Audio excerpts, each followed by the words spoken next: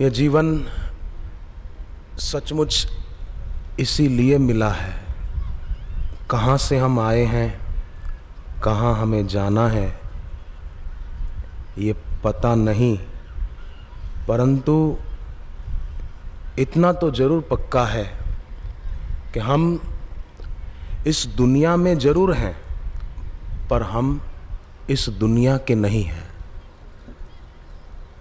हम इस दुनिया में जरूर हैं, पर हम इस दुनिया के नहीं हैं। ये बात बिल्कुल पक्की है। एक दिन था, नास्तिक भी इस बात को मानेगा, ना नहीं कह सकता। एक दिन था जब हम यहां नहीं थे, और एक दिन ऐसा भी आएगा जब हम यहां नहीं होंगे। वो भी दिन आएगा। 10 साल के बाद आए, 50 साल के बाद आए वो दिन, पर वो दिन आएगा जरूर। इसमें नास्तिक भी ना नहीं कह सकता कि नहीं नहीं वो दिन नहीं आएगा। नहीं आएगा। वो दिन भी था, हम यहां नहीं थे, वो दिन भी आएगा जब यहां नहीं होंगे। तो ये अभी का जो समय है, अभी का जो ये अवसर है, ये अवसर केवल कंकड़ और पत्थर इकट्ठे करने में न बीत जाए। ये अवसर तो बीते उसी के लिए जिसके लिए मिला है। हृदय की वीणा के तार झंकृत हों, हृदय के बंद द्वार खुल जाएं, भीतर के नेत्र खुल जाएं। जैसे अहिल्या थी, उससे अपराध हो गया, जानकर हुआ कि अनजाने में हुआ, ये हम लोगों का विषय नहीं है, पर गलती हुई थी। फिर जब राम जी की चरण रज उसको प्राप्त हुई, तब अहिल्या राम जी की स्तुति करते हुए शब्द बोली है, रावण रिपु जन सुखदाई। आप रावण के मारने वाले हैं और लोगों को सुख देने वाले हैं। अब वही अहिल्या थी जो पहचान नहीं पाई कि ये इंद्र है कि मेरे पति गौतम हैं, पहचान नहीं पाई। सब जानते हैं प्रसंग। और वही अहिल्या राम जी की चरण रज गुरु की कृपा से प्राप्त हुई, तो वही कहती है कि आप रावण के मारने वाले हो। अभी तो राम जी जनकपुर नहीं पहुंचे हैं, अभी सीता जी के साथ विवाह हुआ ही नहीं है, अभी तो जा रहे हैं जनकपुर की ओर। रास्ते में ये घटना घटी है और अहिल्या पहले ही बोल देती है कि ऐसा ऐसा होगा, रावण आपके द्वारा मारा जाएगा। तो कहाँ तो इंद्र को पहचान न पाई और कहाँ कितनी दूर की बात बता रही है। तो ये दृष्टि अहिल्या को प्राप्त हुई, जड़ता दूर हुई। तो गुरु के सत्संग में, गुरु के नाम में ये शक्ति है कि हमारी भी बुद्धि की जड़ता और बुद्धि की मंदता वो दूर हो जाए। हम दिवा स्वप्नों में डूबे न रहें। सभी के चरणों में प्रार्थना है। मनोराज क्यों होता है? ध्यान देना। फालतू चिंतन क्यों होता है? आवश्यक कार्य समय पर न करने से व्यर्थ चिंतन होता है। हम सुबह उठे, समझो 5 बजे उठ गए, कल्पना करो, 5-10 मिनट चलो ध्यान में बैठे, चुपचाप शांत बैठे, फिर नहाने के लिए जाना, ये आवश्यक जरूरी कार्य है, देह प्रक्षालन जरूरी है, पर बैठे रहे आलस्य के कारण तो व्यर्थ चिंतन होगा।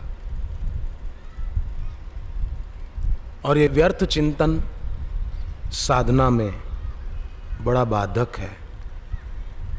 इससे हमको बचना है और ऊंचा उठना है।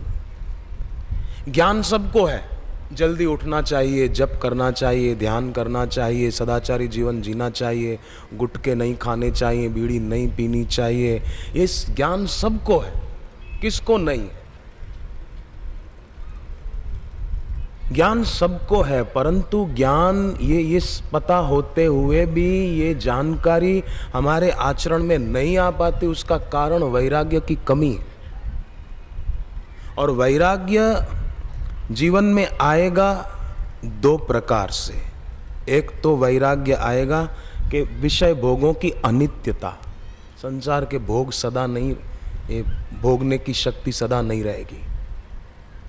भोगों की, विषयों की अनित्यता और उनके दोषों का बोध कि इनसे कितना कितना घाटा होता है।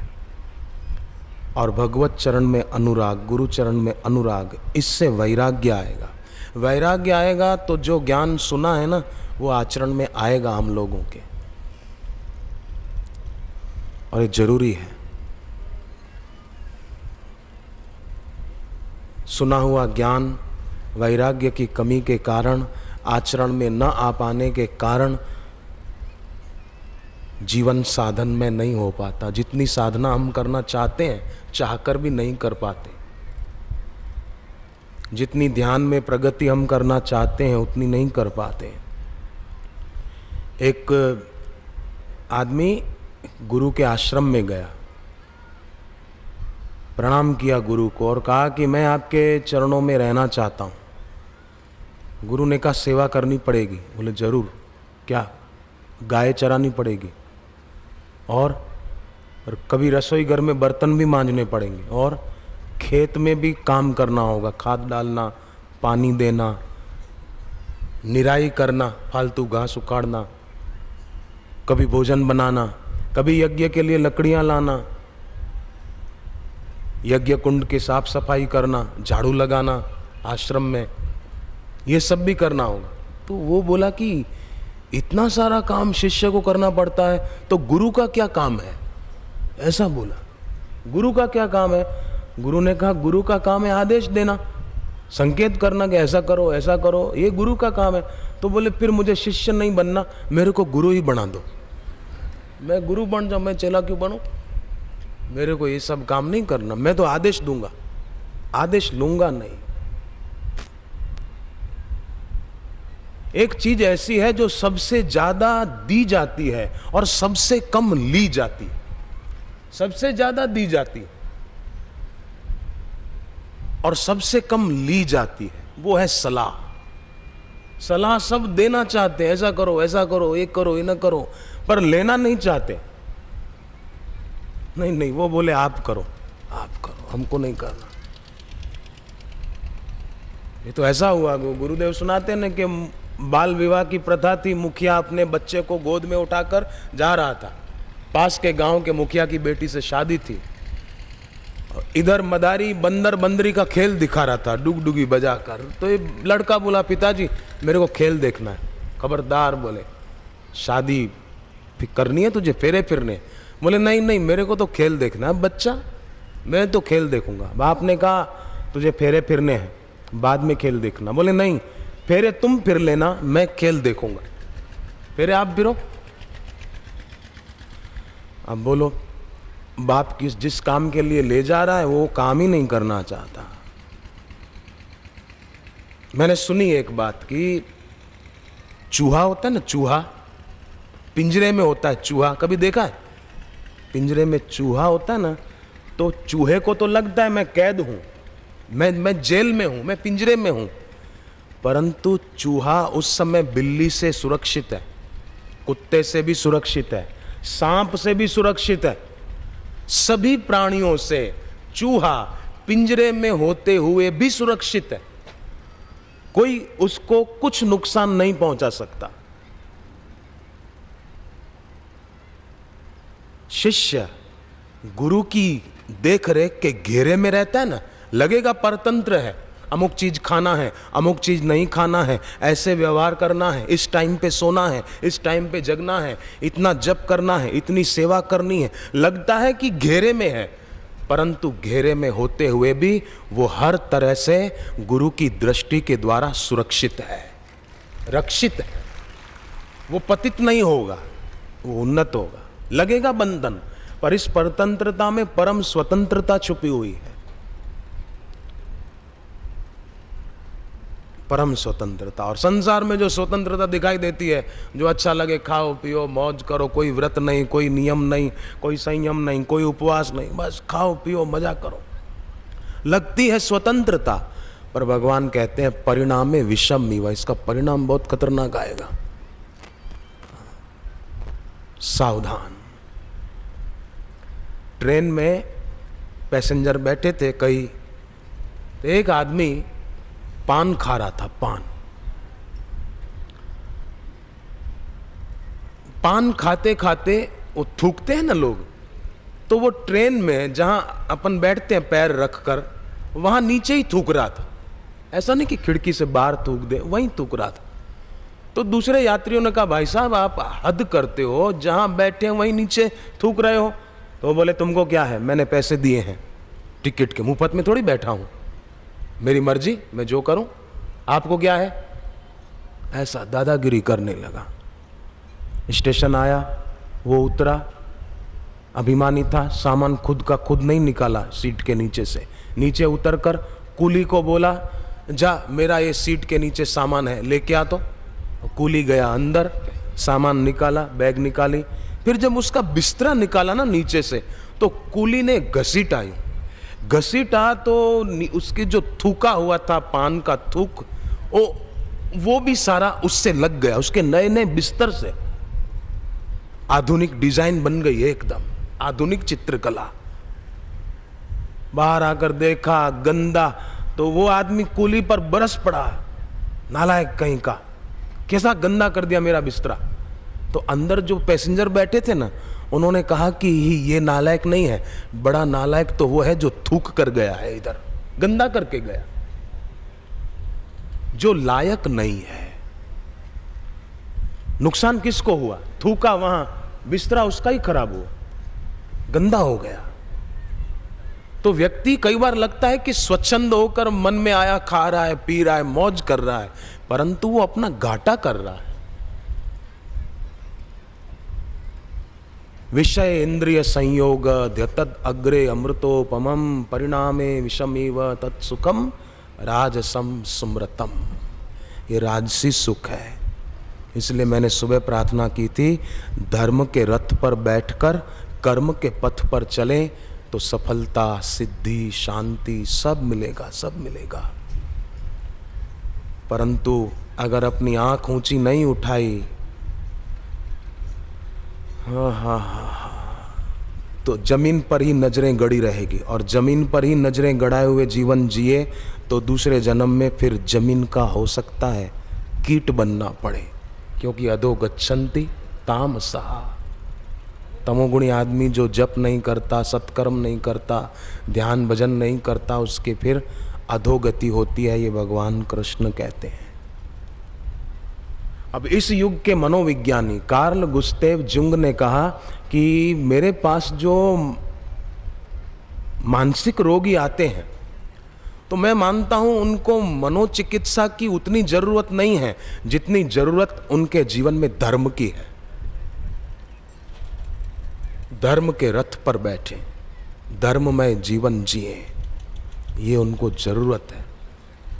जैसे हनुमान जी लंका में प्रवेश करते हैं, तो प्रवेश करने से पहले भगवान का सुमिरन करके फिर प्रवेश करते हैं। सुंदरकांड में लिखा है, लंक ही चले सुमिरी नर हरि। हनुमान जी चले तो सही लंका में अंदर प्रवेश करने को तैयार हुए, परंतु प्रवेश करने से पहले भगवान का सुमिरन किया, फिर प्रवेश किया तो सफल होकर लौटे। तो हम भी रोज प्रवृत्ति की लंका में प्रवेश करते हैं। हम प्रवृत्ति रूपी लंका में प्रवेश करें तो अपने इष्ट का, गुरु का सुमिरन करके, उनके ज्ञान युक्त वचनों का मनन करके, विवेकी होकर प्रवृत्ति रूपी लंका में प्रवेश करें, जिससे किसी में आसक्ति न हो, अपितु आसक्ति की जड़ें नष्ट हो जाए, जैसे लंका जल गई थी। हनुमान जी की पूंछ पर रावण ने कपड़ा लपेटवाया, तेल डाला और कहा कि आग लगा दो इसकी पूंछ में, क्यों? बोले कपि के ममता पूंछ पर, कपि की ममता, वानर की ममता उसकी पूंछ में होती है। पूंछ को जला दो, अपने आप दुखी होगा ये। तब हनुमान जी बहुत हंसे, बहुत हंसे। रावण को लगा इनकी पूंछ जलाई जा रही है और ये हंस रहे हैं। तब हनुमान जी ने कहा कि रावण, तुमको लगता है कि मेरी ममता पूंछ पर है, और मेरी ममता पूंछ पर नहीं है, मेरी ममता तो राम जी के चरणों में है। मैं उनको अपना मानता हूं, मेरी पूंछ में ममता नहीं है। एक गुरु ने अपने चेले को कहा, बेटे एक सवाल पूछूं? पूछो। एक भैंस थी, वाड़े में बंद थी। वाड़ा खुला थोड़ा दरवाजा, भैंस निकलने लगी। पूरी भैंस निकल गई पर उसकी पूंछ फंस गई। चेला बोला कमाल है, इतनी मोटी भैंस निकल गई और पूंछ फंस गई। बोले अब मैं यही तो तुझसे सवाल पूछता हूं, इतनी बड़ी भैंस निकल गई और पूंछ कैसे फंस गई? यही जवाब मैं जानना चाहता हूं, बोलो कैसे? इतनी मोटी भैंस निकल गई, पूंछ नहीं निकल पाई।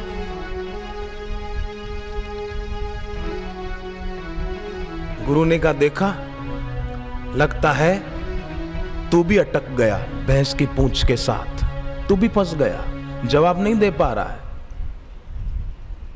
गुरु ने कहा मैं बताता हूं, सुन। गुरु गुरु होता है, चेला चेला ही होता है। गुरु ने कहा बेटे ये रूपक है कि भैंस निकल गई, पूंछ रह गई।